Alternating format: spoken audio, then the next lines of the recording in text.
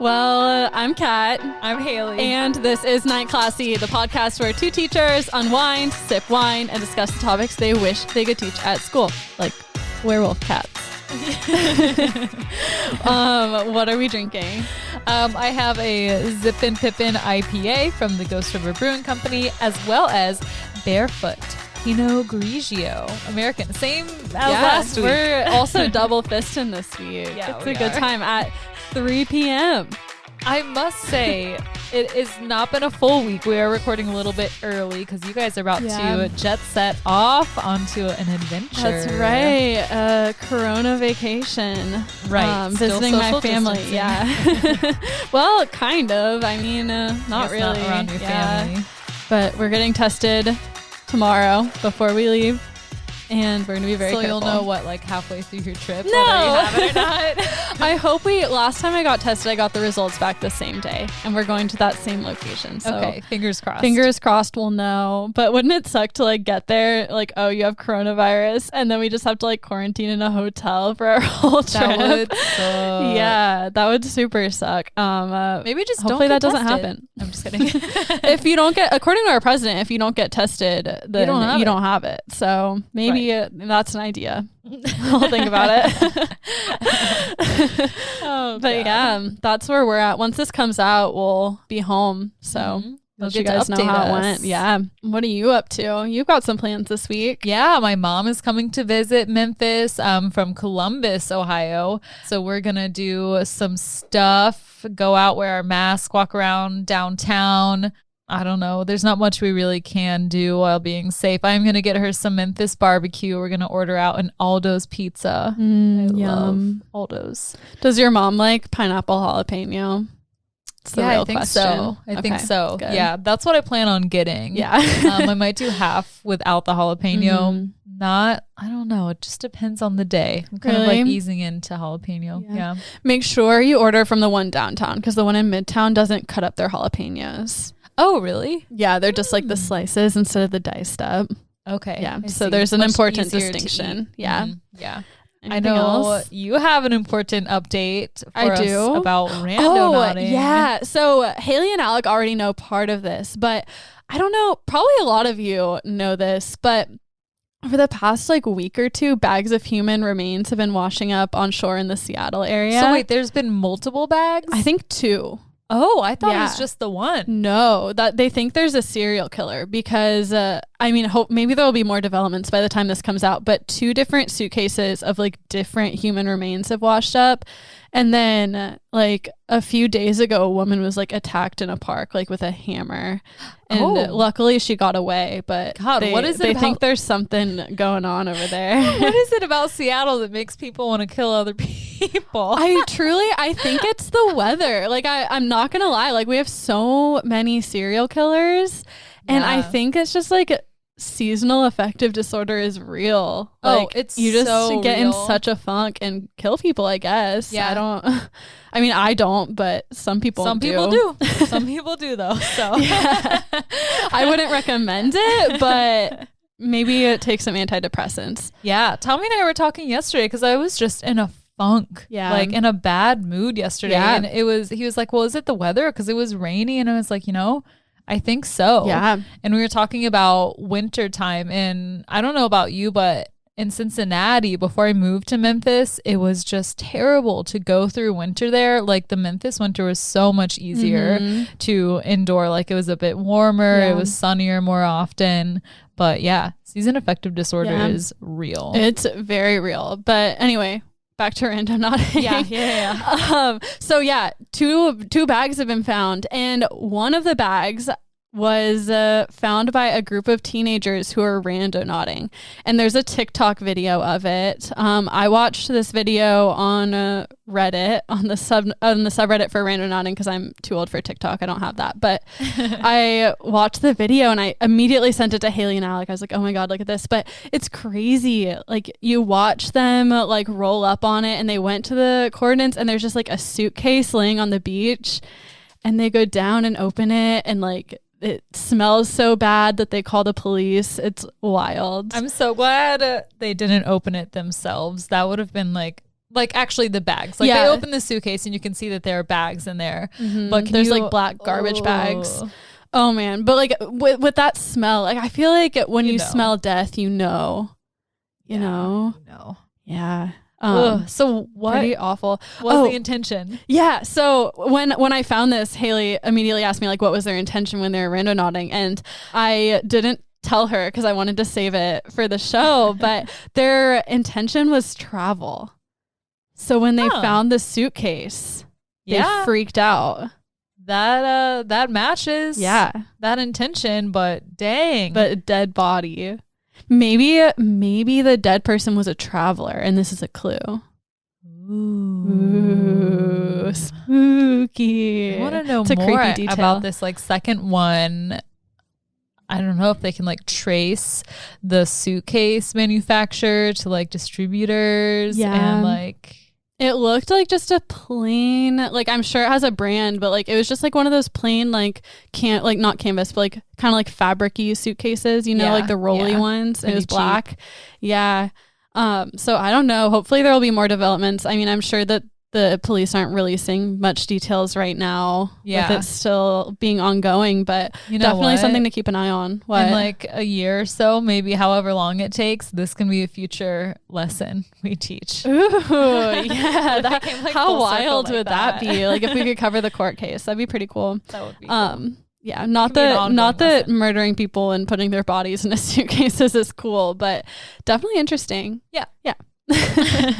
Maybe when Alec and I are there, we'll get murdered and put in a suitcase. Or you could go randonauting or not get murdered and help them find any other clues. That's another option. Yeah, and if you want to know more about randonauting, it's from episode 13. Yeah, episode 13. Thank you. I covered it. I did it. I reported on it. It was my lesson. Yeah. Thanks to Alana. Yeah. One of our patrons. So shout out to Alana. Yeah. And then I don't have any new patrons to shout out this week, but we are about to have like a 4-hour long recording session because we're recording another Patreon episode. By the time this episode airs, I don't think that other one will be out yet, but it'll be almost out. It'll be coming. We're recording. Do you want to tell everyone? Yeah. So if you don't know, my boyfriend's name is Tommy Oler, and he's going to come and teach us as a substitute teacher. And our substitute teacher lessons are all on Patreon. We don't know what he's going to be teaching us just like every single week. I thought you know. Right, I know, but we collectively That's don't not know. fair that he told you. I don't like that. You and Alec know what you're going to teach some weeks. But I didn't know what Alec was going to teach for his Patreon lesson. That's true. It'll be fine. Well, I don't know all about it. I just know what it is. You'll see. Okay. Don't worry. Okay. Don't be jealous. Okay. I'm jealous of you from your boyfriend. Don't be jealous that I know what he's teaching and you don't. We have a very unhealthy relationship in our house.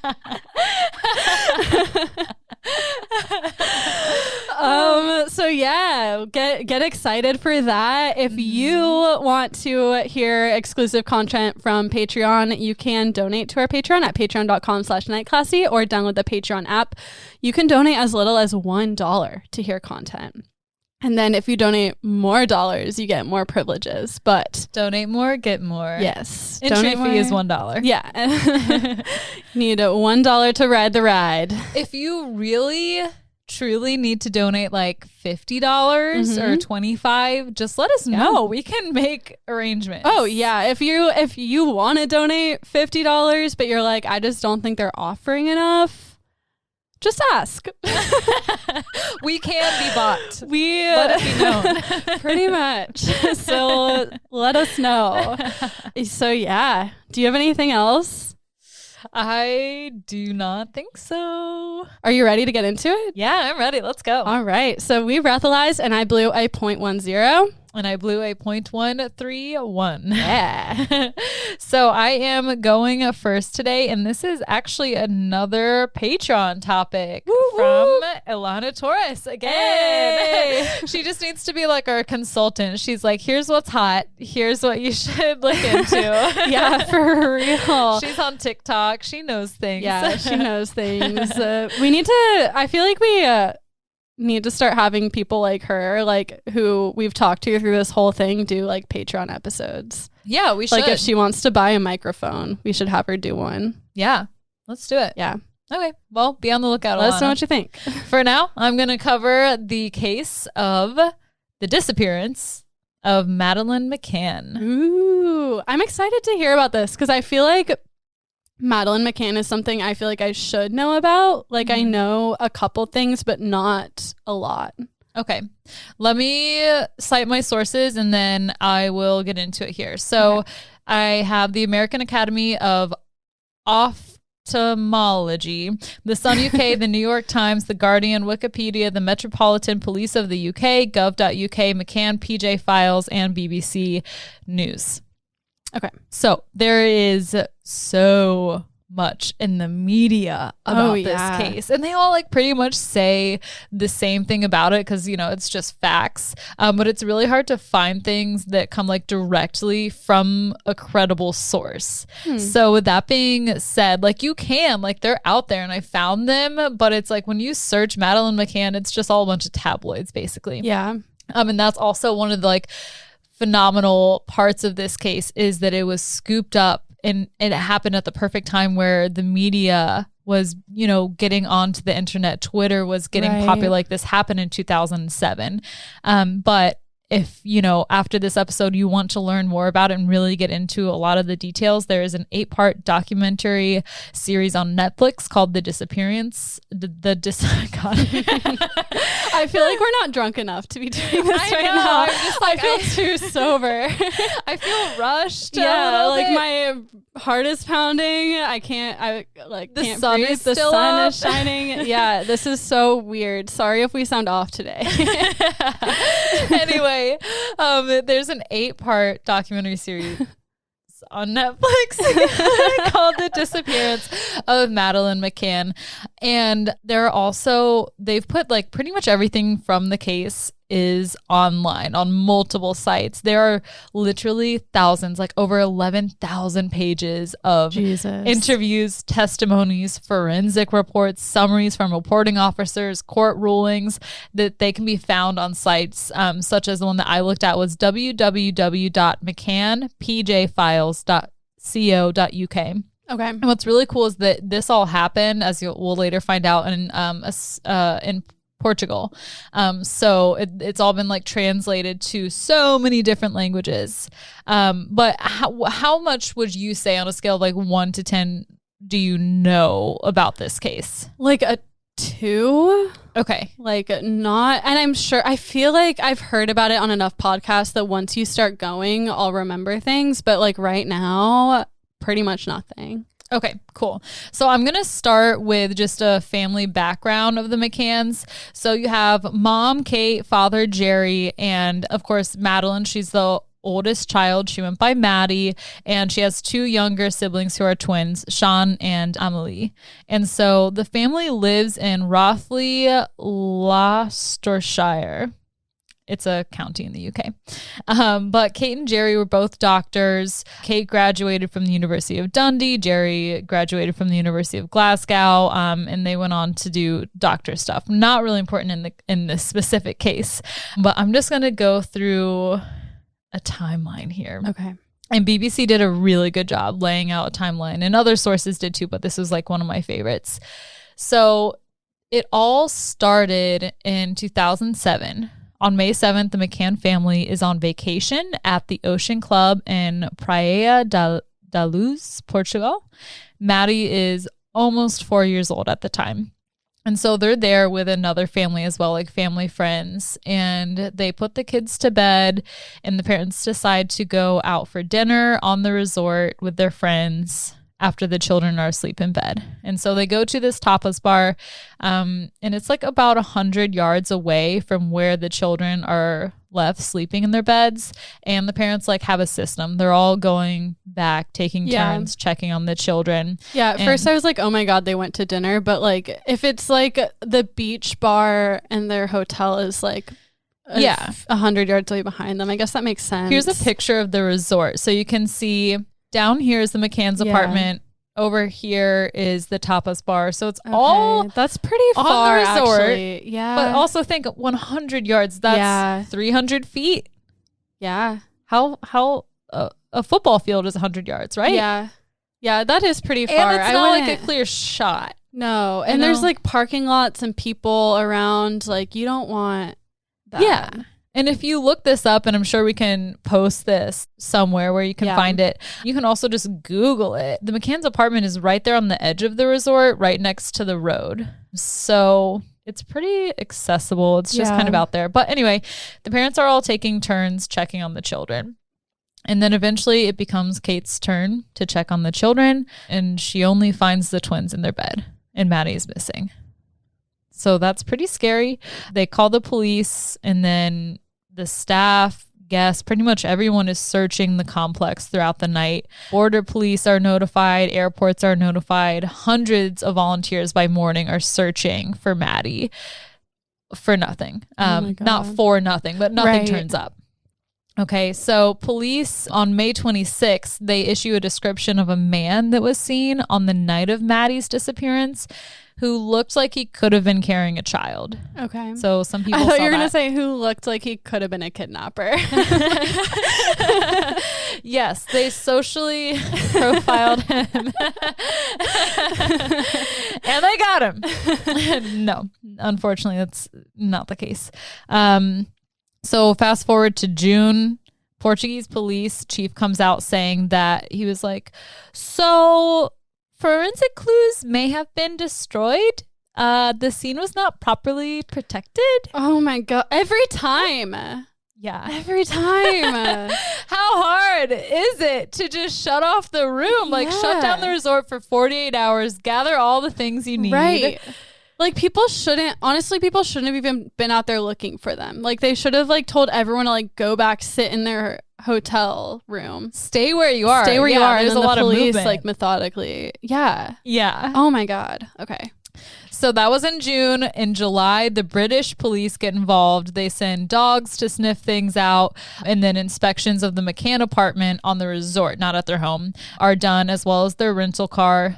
Nothing comes of that. Because obviously, like, parents or spousal people, God, parents and spouses are always like the first to be suspected in like cases like this. Totally. And then on September 6th, Kate McCann is interviewed by Portuguese police as a witness. And then the next day, the McCanns are declared as arguidos, aka persons of suspect. Yeah. Didn't they do like weird stuff, like be very like stoic, and like they didn't seem like frantic like you would? Yeah, and I didn't really cover any of that in here. I did find that in the Netflix documentary because I had watched like half of it, not for this, so it was like a little while ago. Yeah. But like also, it's kind of hard to say like I would behave this way if my kid was missing. You can't put that on someone. Yeah, totally. It's just something like that people found strange. Yeah, people are like, oh, that's kind of weird. And also I want to talk about like every time that they were noted as like suspects, the Portuguese police did say that they were arguidos because they were speaking Portuguese, but in all these English speaking journals and things like that, they're like, they were announced arguidos, aka suspects. But like no other time what the Portuguese police said was like translate. I don't get why they maybe like arguidos just like sounds intense. I don't know either, but that was like in every single article that I read. Weird. Yeah. So the McCanns are declared officially as persons of suspicion, and then days later they return to the UK. So that was probably a little weird at the time too, that they're like, but also they're trying to get back home. And I mean, if you didn't do it and you told the police all that you can, I feel like why do they really need to be there? Like when you like you're grieving over a child, you'd probably want to be with your family. Right, but they don't know if she's dead or alive, and like that's true. I think I would want to be at the place that she was taken, because how far, you know, people who commit murders and things like this, they typically live within a mile of where it takes place. It's just so hard to, it's a lot. Yeah. It's a lot to read into. Yeah. So that was in September. They're officially suspects. In November, Jerry does put out a video stating that he believes that his family was being watched by a predator days before Maddie disappeared. He released a video? Yeah. Okay. Yeah. Also, you think your daughter's being watched by a predator and then you leave her alone? I mean, hindsight is 2020. I guess.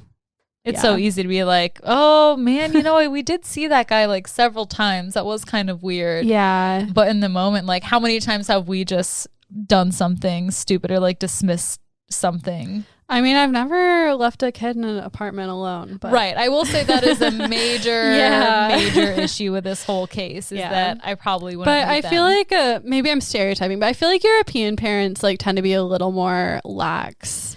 They definitely are. There's actually a book, I think it's like The French Mom or something like that kind of talks about European parenting that's more like laissez-faire. Yes. Yeah. That's what. Yeah. Laissez. Sorry. But still at the same time, okay, I will say my parents did leave Troy and I in the house when they would go like several houses down to just hang out with friends. That's in like your cul-de-sac. Like, I feel this like is it's in a foreign country. This is in a foreign country at a resort next to a road. Yeah. It's doesn't look good. Yeah. It's been a huge criticism the whole time. So that was all in 2007. On January 20th, 2008, the McCanns released a sketch of a suspect based on a description of the creepy man seen at the resort. Okay. And so at this point in time, you know, they're just like, is it some guy? Did the parents do it? What's going on? So that was in January. In July, the Portuguese police submit their final report, shelf the investigation, and lift the suspect's status of Maddie's parents. They're like, well, we've done all we can. It's been like a year and a half. I guess we've got other things to do. Our hands are tied. Right. You can have the baby. Yikes. And there was like a whole thing. Let me scroll down in my notes because there was like this whole disconnect between the people of Portugal and the English, especially in the media. Like a few years before Madeleine disappeared, a 3-month-old boy was found abandoned, strapped to a stroller on the streets of Portugal, and his parents like were just trying to flow home to Gatwick. And like some European parents just like dropped their baby off, and like I guess the whole feeling was that especially there are like always crazy things going down on these resorts in Portugal because like it's a huge place of European people to visit and vacation. And I think it seems like from what I read, the general feeling in Portugal from the public was that the police force was like spending so much time rescuing vacationers on late night swims, drunken fights, overdoses, clumsy drunk falls, stabbings, drownings. Right. But at the same time, like you kind of sign up for that by like branding yourself as a vacation destination that you're all profiting from. Yeah, but the people like if Memphis suddenly became the hotspot to vacation and it was all like commercial places that were allowing that to happen and like I like was somehow harmed or like there was chaos going on, like I wouldn't feel responsible for bringing that in. Yeah. Yeah, it's a tough I see what situation. You're saying. Yeah. Yeah. So it's a tough situation. There was this whole like disconnect, especially amongst the media, because the Portuguese were super tired of the British people coming in and like trying to cover the case. And it was all that more interesting because again, it's in like a foreign country and it's just like a crazy thing that happened. Yeah, like you bring your child on a vacation and she goes missing. It's like, it's pretty dramatic scenario. Yeah. And like I said, the tabloids ate this up. So if Yeah. you can imagine the people who work for a tabloid who are just there to do their tabloid things. Yeah. Doing tabloid things. Yeah. So it seems like there was some tension there. But anyway, back to where I was in 2008. The Portuguese police, they were pretty much done with the investigation. They just put it as unsolved. Now, that was in 2008. Nothing really happened after that until 2011. So for several years, nothing was happening. Okay. Prime Minister David Cameron asked the Metropolitan Police of the UK to help investigate the case. And then that led to a 2-year review. So they were just looking over everything that had already been done on it. Jerry has been, publicly upset and frustrated that the police are not actively looking for his daughter. Yeah. I mean, as you would. Yeah. Right? Like, can you imagine they just stop looking after a year and they're like, sorry. And like, you can't do anything. Yeah. Yeah. Like, you could spend the rest of your life looking and never even get close. Yeah. So they're just sitting, waiting. They do write a book about Maddie's disappearance, and that's released in 2011. In 2012, computer-generated images of what Madeleine would look like are released. And then a day after those images are released, Portuguese authorities state that they will not be reopening the investigation. Oh my God. Okay. They're like putting their foot down. They're like, Why? we don't give a fuck about what she looks like now. Oh my God. You'd think like since it's such a high profile case, they'd at least like pretend to look. Yeah, you want to look good. Yeah. I don't know why I keep picturing them as Ninja Turtles, the Portuguese police department. Maybe like port and tortoise. And Maybe. I don't know. They're not turtles. I just Let feel the like they look record- like angry Ninja Sure. Turtle. Not turtles. Okay. In 2013, May, UK detectives reviewing the case state that they have a number of persons of interest. Okay. So they're like kind of getting into things a little bit. In July, Scotland Yard opens up their own formal investigation. Why? She lived in Britain. It's right? not a Scottish thing. It's like I thought a part the Scotland of the Yard was the Scottish police. It's the FBI of Britain. Oh, wow. Yeah. I'm dumb. You're not dumb. I also had to figure out, we're going to talk about the Home Office. And I was Okay. like, what the heck is the Home Office? Did you know what that was? No. Basically, it's the UK's lead government department for immigration and passports, drugs policy, crime, fire, and counterism and police. Britain just It's called the Home loves Office. naming their stuff weird stuff. Yeah, they're fancy. They like to confuse us humble Americans. I know. They're like, this is what you get for seceding from our country. Confusion. Take that. Yeah, so the Scotland Yard opens up their own investigation. Okay. And it's called Operation Grange, is an investigative review into Maddie's disappearance. And it also began as a review. Mm-hmm. But then in 2013, it turned into this full-on investigation. And I'd just like to talk about this as well. In September 2018, the operation had cost 11.6 million pounds, which is 14.4 million US dollars. And it continued to be extended by like 6 months each time. They're kind of like throwing about 150,000 pounds at it each time it's extended. And it officially expired March 2020. But from what I can tell, it has been extended. As we will see, there are some updates as recent as this month. Well, I guess not this month at this point, as recent as June 2020. But anyway, back to 2013. Scotland Yard has their own investigation. By October, the detectives on the case identified 41 potential suspects. It's a lot of people, not looking like super promising. The BBC Crime Watch does feature e-fit images of, again, this creepy man seen at the resort. What makes him creepy? I don't know. Probably his face. Look. He doesn't look... Wait, is he the one on the left or the right? These are just like kind of like composite. Because he looks images. normal on the left, but on the right, his head's fucked up. his head. Yeah, it looks like it was taken with portrait mode, but like the portrait mode got fucked up and like ate half his jaw. Yeah. It does. And they don't really even look that much alike. I think it's just based off of the description. Yeah, it looks like that a were previously completely given. normal looking guy. I don't know. He looks very nondescript. Yeah. Well, they put it out there. Okay. And then Portuguese police, they're like, you know what? Maybe we will just, hop back on this bandwagon Yeah, here. probably because they're afraid that the Scotland Yard is going to like invest the police investigation and like.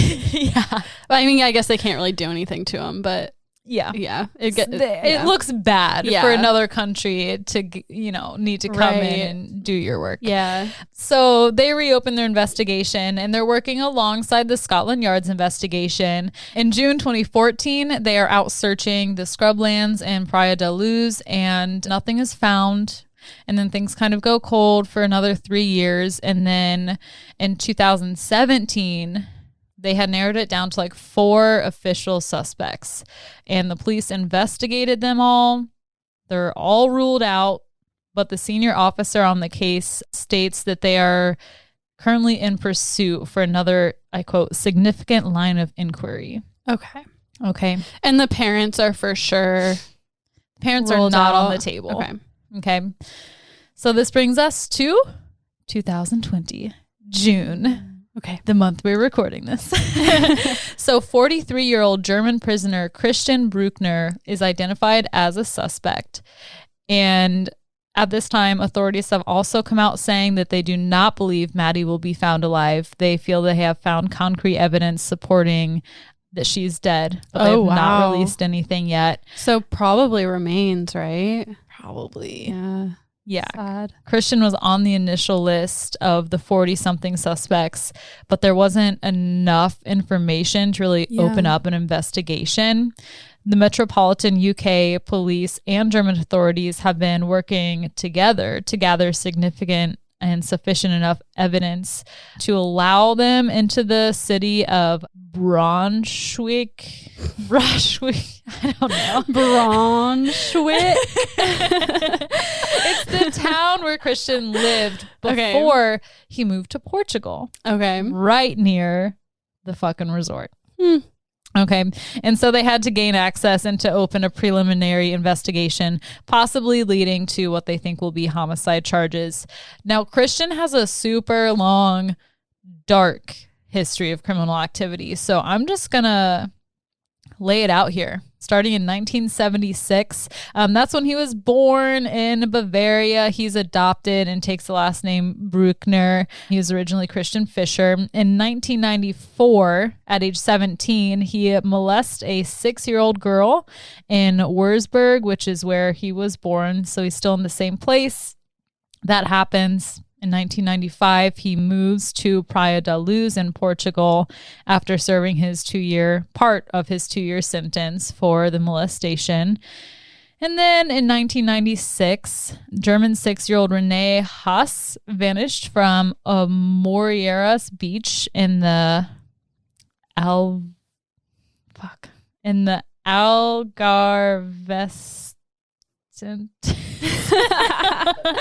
Oh no. I am so sorry. This is so bad.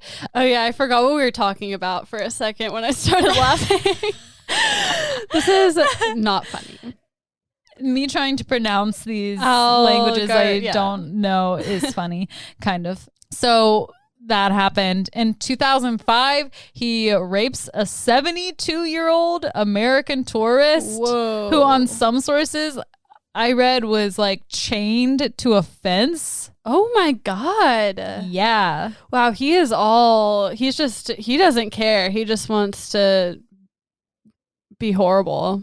Yeah. Yeah. He's all over the map. Yeah. I don't know what happened to him before he got adopted because he was adopted, but yeah, maybe something probably happened to him. Mm-hmm. And then, of course, in 2007, Madeleine McCann disappears on holiday. And shortly after that, Christian moves back to Germany. In 2008, he spent some time living in Augsburg, traveling around, going to Munich and things like that, selling drugs. 2011, he's sentenced to 21 months for drug smuggling. In 2014, he runs a kiosk in Braunschweig. I don't even know if that's relevant, but it's in here. And then in 2000, he's selling like popcorn. Yeah, he's selling popcorn, but the trick is that it's like box popcorn and his dick's in it.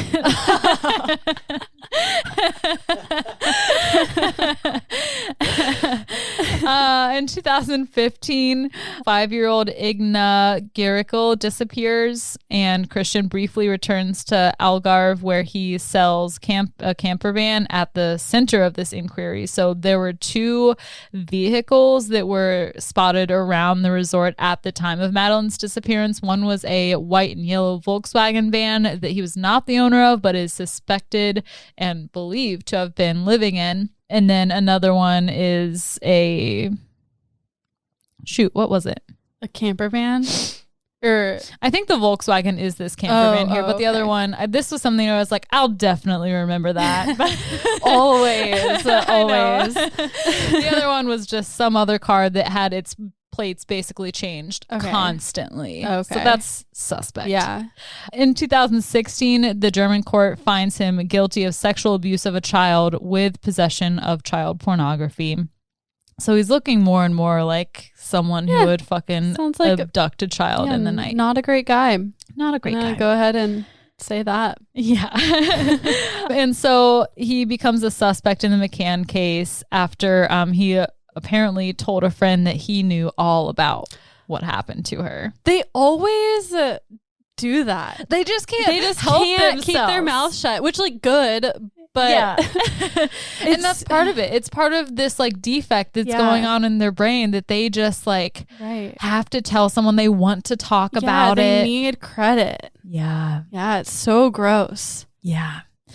So in 2018, he's arrested in Milan for that 2005 rape, has been sentenced to 7.5 years in Kiel prison, which is where he remains currently. Okay. Now here's a map of this area in Portugal. You can see the Ocean Club and then the places where he had lived in 2007 and also just around the time, because like they're not really sure if he was living in that van or not. Yeah. But he lived definitely close to this resort. I mean, it sounds like he's probably the guy.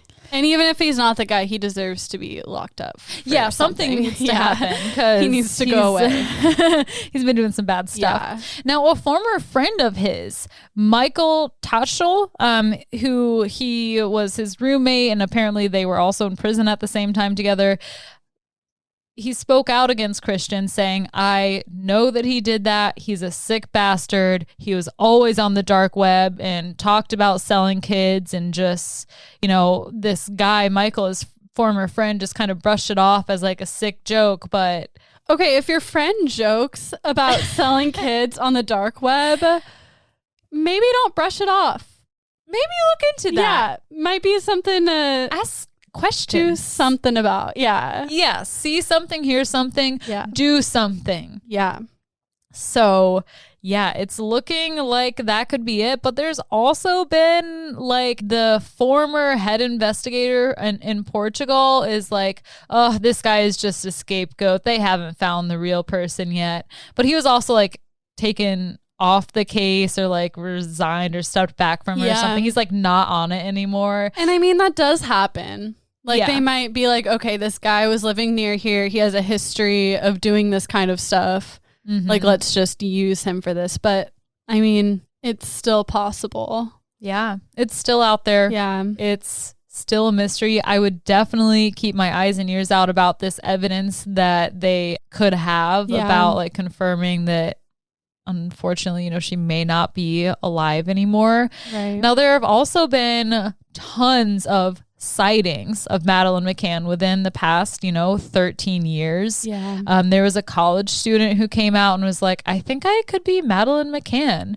because she kind of looks like her. And also Madeleine McCann, I don't know if you like remember what she looks like, but she has a extremely distinguishing physical characteristic on her right eye. She has a columba, so coloboma. What's that? basically the eye doesn't develop properly during like the mother's pregnancy, and it results in some missing tissue in or around the eye. So it made her iris look like a keyhole. It looks like it's just kind of like smudged. Okay. It doesn't really like affect their eyesight or anything like that, but people who have this can be really sensitive to bright lights, and their appearance, like they can be changed by just wearing colored contacts. There are surgeries that can correct this, but if she was still out there and alive, she probably would still have this mark on her or she eye. would like know that she got it fixed. Yeah. And this girl had that. Oh, okay. Interesting. And was she like adopted when she was really young or something like that? It didn't say anything about that, but you know, parents keep that secret. And she said that her mom's only reaction to it all was that she just kept asking this college student how many likes it had gotten on Twitter, because her friend, it was this girl's friend initially who was like, what if you're Madeleine McCann? Yeah. And like it's all just kind of like a joke, but she's kind of like, what if weird. Do you have a picture of her? I can pull it up. Okay. Yeah, so there's Madeleine. Oh yeah, I see her eye. I've never noticed that about her. Yeah, that's like been one of the big things. And then she also has a birthmark. I think it's on her right thigh or something, but it just like looks like a freckle. So this girl also has that, this college student, but again, like they do look a lot alike. Yeah. I could see that. So she's like, am I? Right. Because there are also like these conspiracies out there that like she was sold. Oh, yeah, easily. That happens on those resorts like more than you'd think. Yeah. Yeah. So as of right now, it is still a mystery, and there's a ton of details that go into this. Like the easiest way I think to learn about it is to sit back and watch the Netflix docuseries.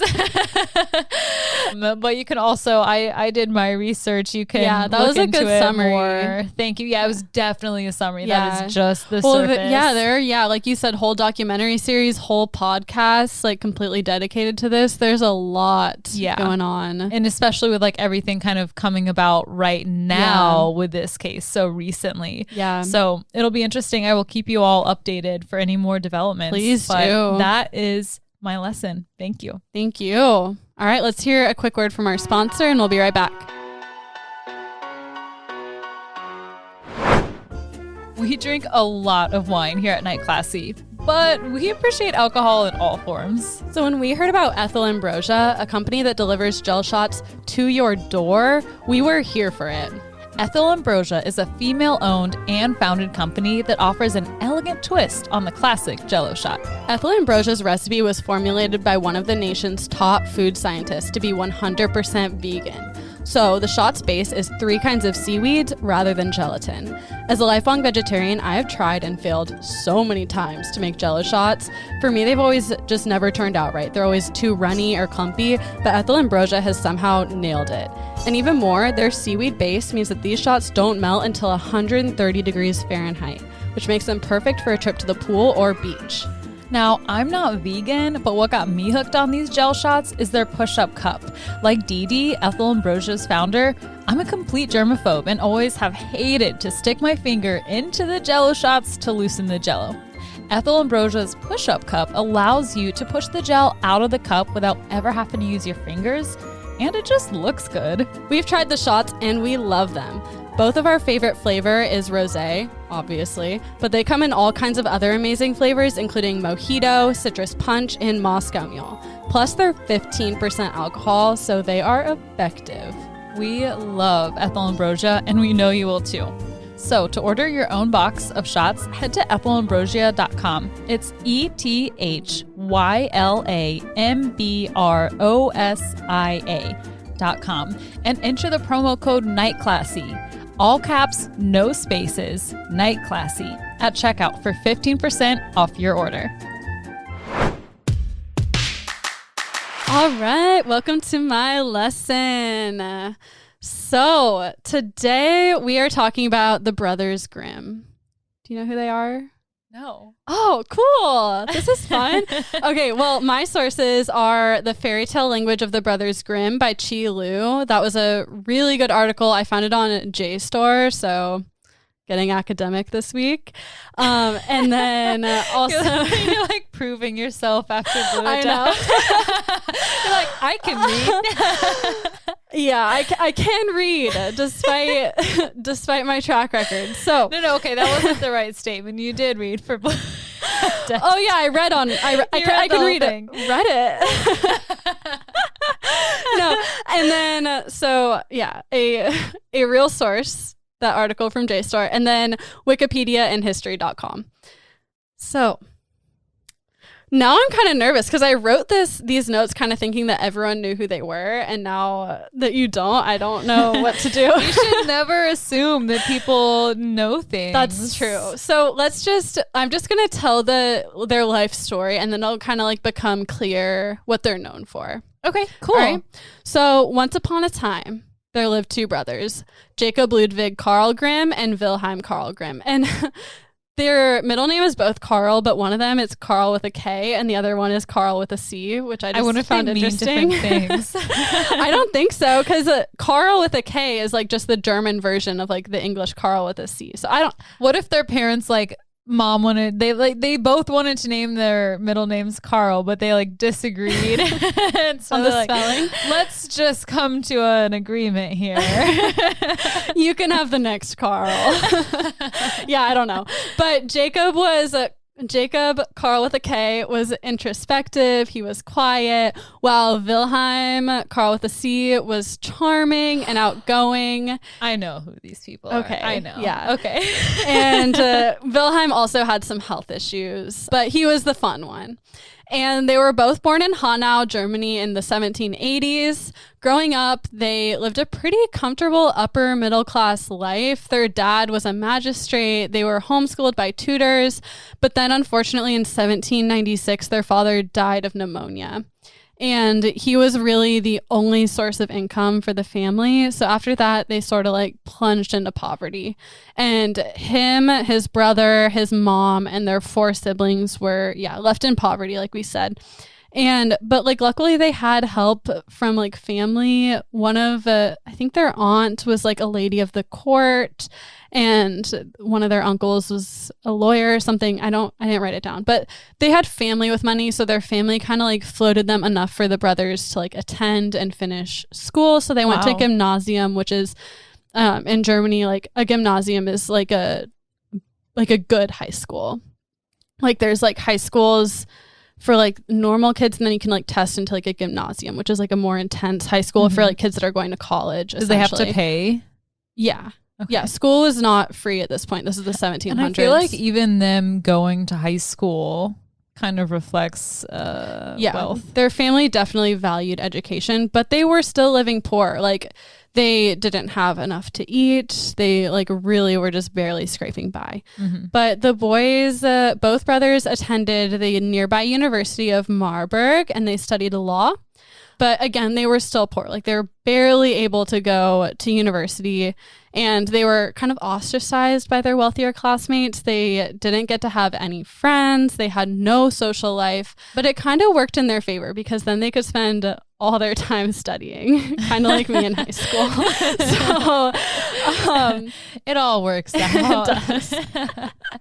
So, and they graduated at the top of their class, and but like they were still poor. So they really didn't have that many opportunities, even though they were really smart. So after graduating in 1808, Jacob accepted a post as the court librarian of the King of Westphalia. And that sounds like a really good job, but like librarians were still not really paid very well.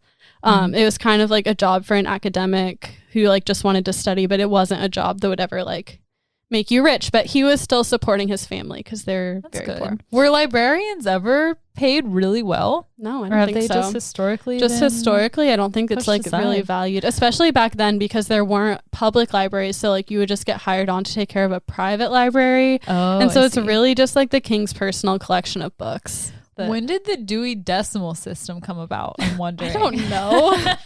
That's not what this is about. So Jacob later became the librarian of Kassel, and Kassel is a town. And so he was the main bitch. He was the librarian. And he brought in his brother Wilhelm to join the library, and they were just like being librarians together. It was really cute. Wilhelm. And so it is said that their only job instruction at the library, at the Royal Public Library, was to, on the door, write in big letters, the Royal Public Library. So they were just kind of left on their own devices in this like library full of books. Dang. And so they had a lot of time to read and research. And like, obviously, like we said, like their family was dirt poor, but still sent them to higher university, like higher education. They really valued education. So they just like read and researched. And at this time, Germany was also going through a lot. So Napoleon Bonaparte was starting to pick up momentum and conquering parts of Germany for the French Empire. And so there was like a ton of political upheaval. And because of this French occupation, German nationalism German nationalism kind of like emerged as a concept, because Germany wasn't a country at this time. It was still a collection of kingdoms. So now there's kind of like these rumblings of starting to like form a German identity. And it's like kind of an exciting time. And then you're also like, there's all this talk of war and your kingdoms are being conquered. And so you kind of like start to have pride in being German. Mm-hmm. And also everything is changing. So it looked to many people that life in Germany as they knew it was about to change forever. And people started yearning for this like simplicity of the past. And this was also at the time of the Romanticism movement. So like now people were starting to like glorify like a quote traditional way of life and like the wisdom of the common people. Like paintings of the countryside were starting to get really popular. Mm-hmm. And like there was just like this fantasy of like a simpler world that like may or may not really have ever existed, but it was kind of like being put on a pedestal. Yeah, it's kind of like a place to go when things are chaotic and crazy in real life. Yeah, so things are going crazy. You're starting to like identify as German and not as a subject of whatever king you serve. And also there's this like yearning for simplicity. And that kind of led to this idea, or like the idea kind of emerged that this purity was expressed in folk poetry. So like the poetry and the stories of the common folk were like a way to preserve these values that were like so-called like allegedly being lost. And these factors bred in the Grimm brothers a love of heritage and homeland, and it led to their lifelong study of traditional German folklore and oral tradition. Ooh. And so like we were saying, and so prior to these the brothers, tales like this folklore, these fairy tales had been mostly dismissed by scholars as unworthy of being written down and studied. Like these were old wives' tales. These were stories told to children. This wasn't anything to pay attention to by scholarly people. That's so crazy. Like even if it may not be accurate or like real life, I feel like even folklore is a part of history, and the people who told it lived through, you know, these stories being told to them. Yeah. I don't know if what I'm saying is making sense. No, it totally does. You get a glimpse into the past by like listening to these stories told by everyday people. And that was kind of the Grimm brothers' idea, was that, the way we can preserve this way of life that we knew as children before all this stuff started happening to like us personally and to our homeland, we can preserve this through these oral stories. So a few other authors like Charles Perrault, for example, had done similar work. They'd recorded folktales, but theirs were heavily boiled down and edited to appeal to the upper classes. But the Grimm brothers aspired for authenticity and the preservation of these stories as close to their original forms as possible. So these folktales were told by the common folk, and common folk spoke like a totally different vernacular than the upper classes. So these guys like just really wanted to preserve these stories in their authentic form. I love that so much. Yeah, it's pretty cool. And in their own words, they sought to preserve these tales from vanishing like the dew in the hot sun, or like fire quenched in the well, to be forever silent in the tumult of our times. So the Grimm brothers set out to the countryside, collecting as many tales as they could, no matter how violent, morbid, or grim, and recording them in the local vernacular. And through their efforts, the Grimm brothers recorded and published over 156 folk tales.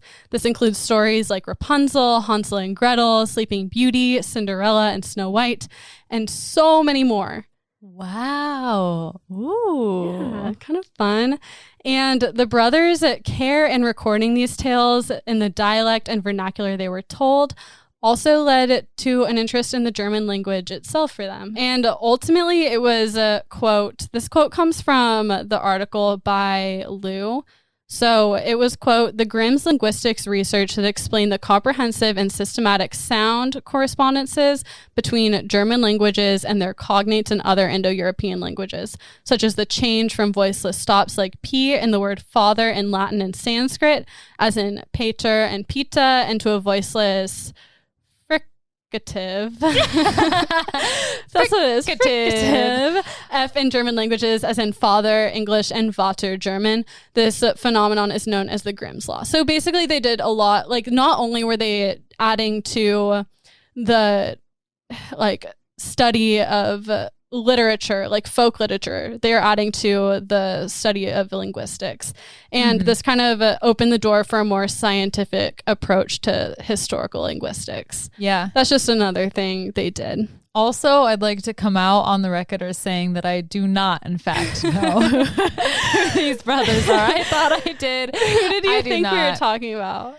Honestly, I don't know their names, but they're these like two, I think semi-famous. I don't know what time period they lived in, but like one was like really bad, like a super criminal, and the other one was like a really upstanding. It was kind of like a tale of two cities, but like people. What? And I thought that's what you were going to say. Do?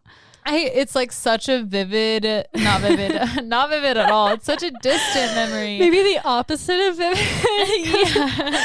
There were two brothers. One was good and one was bad. I thought that's what you were talking about. I'll find who I'm trying to think of and I'll let you know. Because I can like picture this black and white picture in my head. There's like maybe an article or something that I read about their lives, but this is not them. And I keep waiting for you to be like, and then Carl went bad. No, nobody went bad. Nobody went bad. And it is interesting you like kind of say something like that, because it's like almost impossible to find stuff that like just one of them did. Like Wikipedia says like, oh, this guy had this personality and this one's different, but like they're really referred to like in everything as the Grimm brothers or the Brothers Grimm. Like there's not really they're like, twins. They're the same person. They're not twins. Oh, I thought they were. I mean, they're like Irish twins. Like they were born less than a year apart, but oh, okay. So They're I not. have the whole misunderstanding of this whole lesson.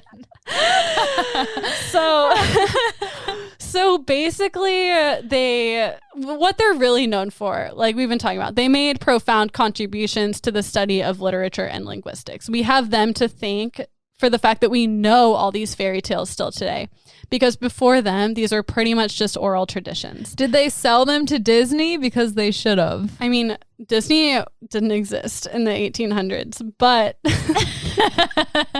so no, but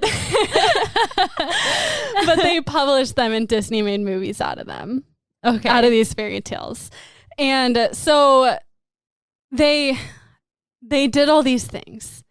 These like they really like broke ground in like their quest to like make a scientific method out of collecting these and keep them really authentic. I love that wasn't even their initial objective when they set out to do this. Like they just wanted to get the folklore like written down as it was, not made for people of wealth. Yeah. And then it turned into this whole study and gathering data.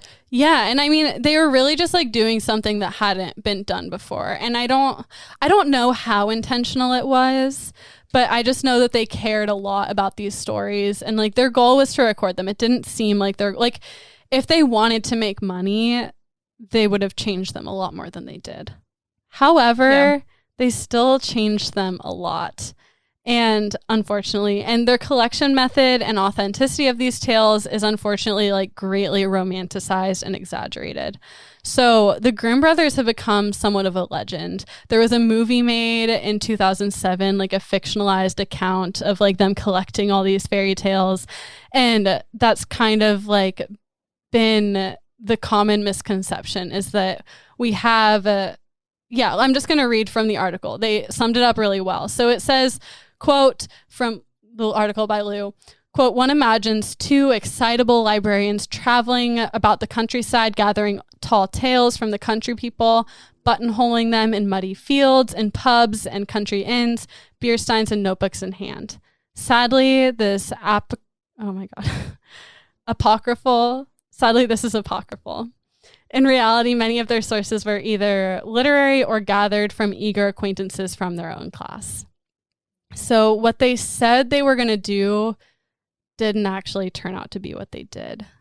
But the romanticized version makes a good movie, though. It does. And it made for a really good first half of my lesson. So while we've been led to believe by popular media that the Grimm brothers went on all these adventures, hunting down peasants and collecting tales, like we said, that's unfortunately not the case. The brothers likely got most of their stories from their upper class peers. And many of their peers were kept anonymous. And so like they really just kind of like asked all their friends like to tell the stories that they were told as kids. And this also means that like many of these tales probably weren't even of German origin. Because if you're part of the upper class, like you have like influence and servants from all over Europe. You're worldly. Yeah, you're just telling stories. Yeah. But like some of them were authentic, and that being said, they're more authentic than anything else that we have. You know, besides actual oral tradition, as far as stuff that was written down back then, it's the best we got. Right. Who knows what we would have had now without that? Yeah, totally. We probably wouldn't have these. And the brothers also insisted that the tales were recorded verbatim. This has been proven false by like found original manuscripts that were supposed to be destroyed. And then there are like discrepancies between those and the ones that they were published. For example, they took out a lot of like the sexual elements of these stories and added some violence. Surprise. I'm shaking my head. I thought I was saying something, but it turns out I'm just shaking my head. And then they also, it was said that like a lot of these changes were made by Wilhelm, who like altered a lot of the original vernacular to make it rhyme. And so like, you know, like nursery rhymes. Yeah. He wanted them to rhyme. And they also changed details to make them more like German sounding and like to sound more authentically German. For example, they changed the name to Hansel and Gretel, German names, when originally it was called the Little Brother and the Little Sister. And so these differences matter, of course, but they don't matter that much. I mean, they do, but what? I don't know. I feel like I'm just reading. So I'm sorry. I'm just listening. Yeah. I'm like, so they do matter. They do because matter. they said that they were going to do something and it's different than what they actually ended up doing. Exactly. But also at the same time, they're obviously being influenced by this German pride that's starting to come about, but at the same time they're latching on to this like old school like folklore and all that stuff. Exactly. Like, they're kind of like taking from both. Yeah, so that's kind of my argument, is like that these tales, they tell us a fair amount of how things were before and like the lives of common folk, but they tell us a lot about the mindset of people at the time they were written, and like all of this nationalism and like these reasons and like the influence. Like these guys were like beaten down by the upper classes for so long and then still change these stories to appeal to them. So it does say a lot about that current time, which is still valuable. And so, like we were saying, ultimately the brothers failed to follow their own scientific method in recording these stories, But they did still manage to set a new standard of folk literature and popularize several new forms of scholastic research. So because of what they did here, other people were able to like go back and like also do similar things and record oral traditions. And they learned from like criticism against the Grimm brothers to like keep things more like. Yeah, because what's the point then? Like, or at least publish both. Right. Here's the original, here's revised. Totally. And here's maybe a note in there. Here's why I revised it. Here's where I did it. Like, yeah, exactly. If you say you're going to be transparent, just be transparent. Yeah, I agree. And they also while these aren't 100%, authentic, they're still, like we were saying, some of the most authentic pieces of German folklore that we have.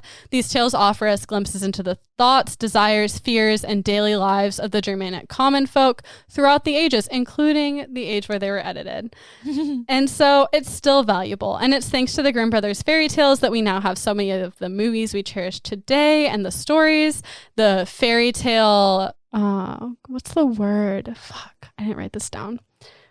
Like it's the name of a fairy tale? The fairy tale like story arc, you know? Tommy, do you know? Plot, structure. Yeah, the fairy tale structure. And we also have Disney movies. But the Disney movies we like are highly sanitized versions of the originals. So I just have a quick list of the differences between some of the Disney movies and the original Grimm Brothers versions. Oh, nice. I can't wait to hear this. So I feel like I already knew a lot of these, so I'm sorry if this is boring for you. But in Cinderella, the evil stepsisters, like in the Grimm Brothers version, cut off their toes and heels to try to make the glass slipper fit. Oh my God. And at the end, their eyes were pecked out by doves. Oh, the things us women do for men. Yeah.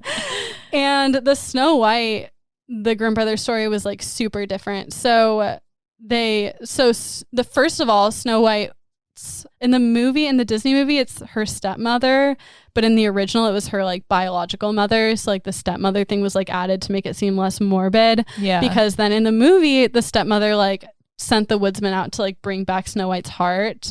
And in the original story, it was her lungs and liver that they were supposed to bring back. And Snow White was only 7 years old.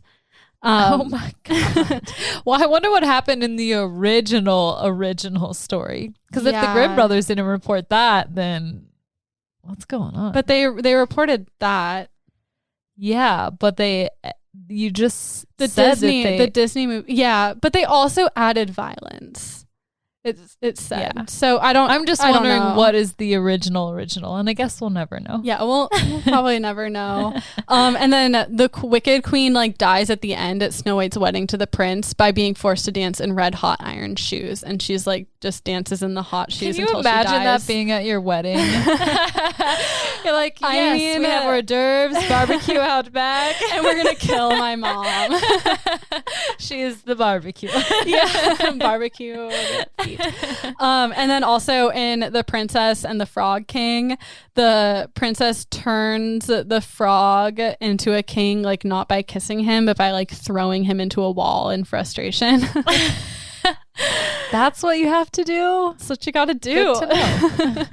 And those are the differences I have. And then if there's time, so a lot of the stories, like a lot of them were really dark, and then some like and violent, like the ones I just listed. But then a lot of them were just like fucking weird. And there were like some that I read that like I'd never heard of before, but they were just like so strange. Let's hear it. And I have 3. I have one that like I was long and I read and kind of like I'm going to tell it to you in my own words. And then a couple others that we can do if there's time. Okay.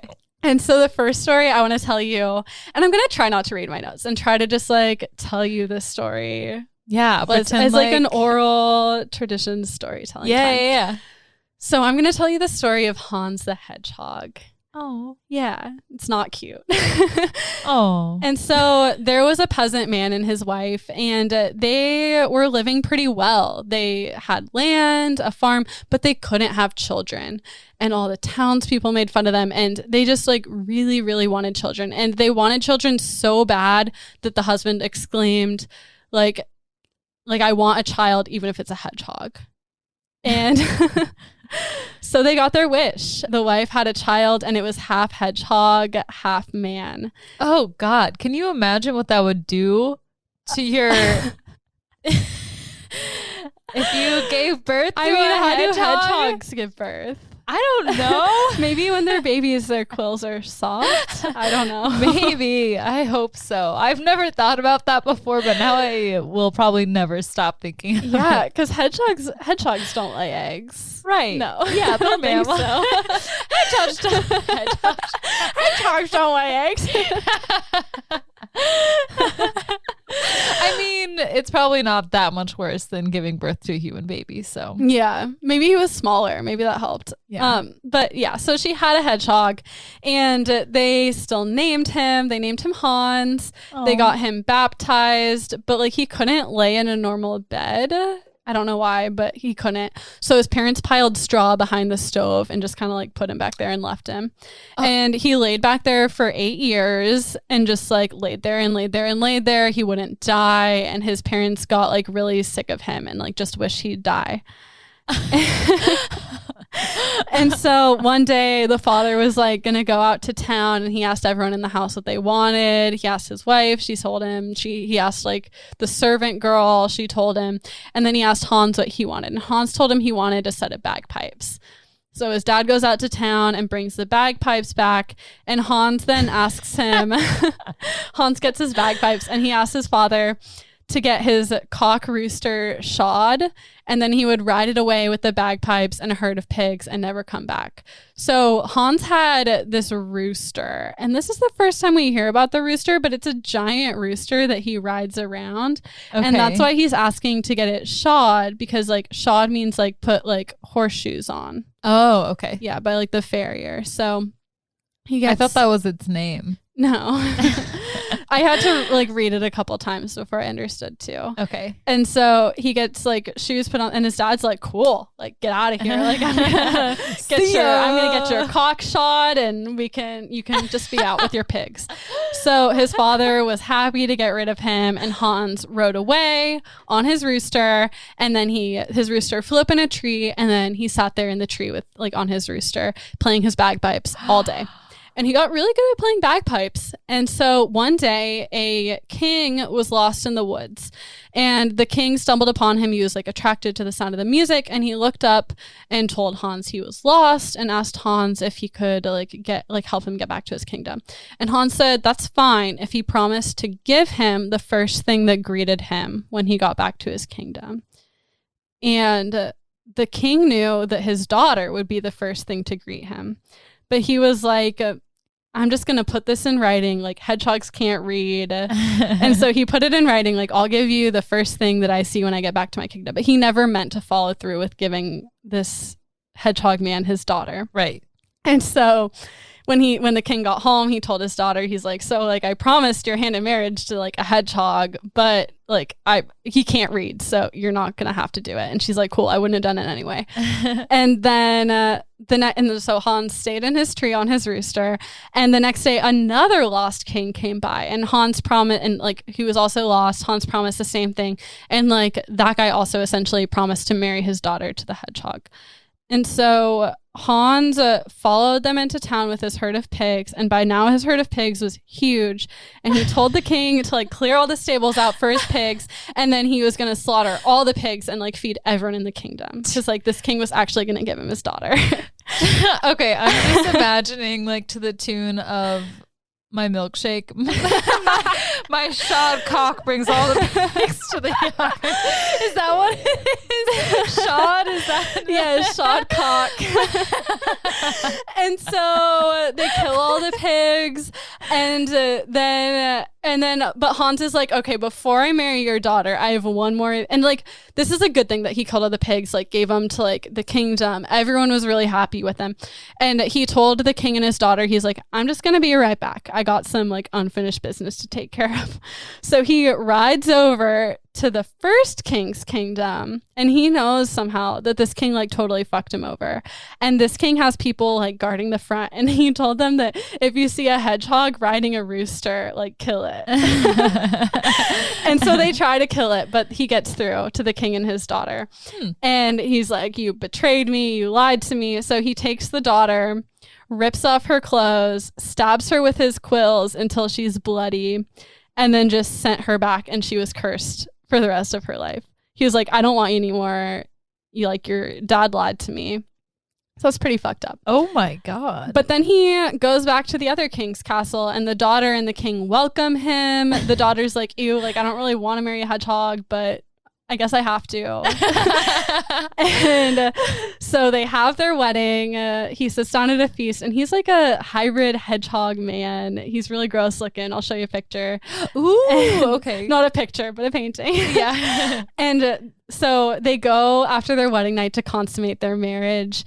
And he takes off his hedgehog skin and has it thrown in the fire. And underneath, he's a man. He's a handsome prince. Oh. And so so she's so happy. They celebrate their marriage for real. And then the story ends by the hedgehog, or Hans, I guess now he's a man. His name is Hans. And he inherits the kingdom, and he goes back to his original dad and tells him that he forgives him and brings back his mom and dad to live in the kingdom with him. And they lived happily ever after. Hans the human. Hans the hedgehog. Here he is. Let me get a good look here. And he has an 8-pack. Yeah. He has an 8-pack. He's a sexy hedgehog. He kind of looks like a werewolf with quills. Mm-hmm. Yeah. He's definitely not cute.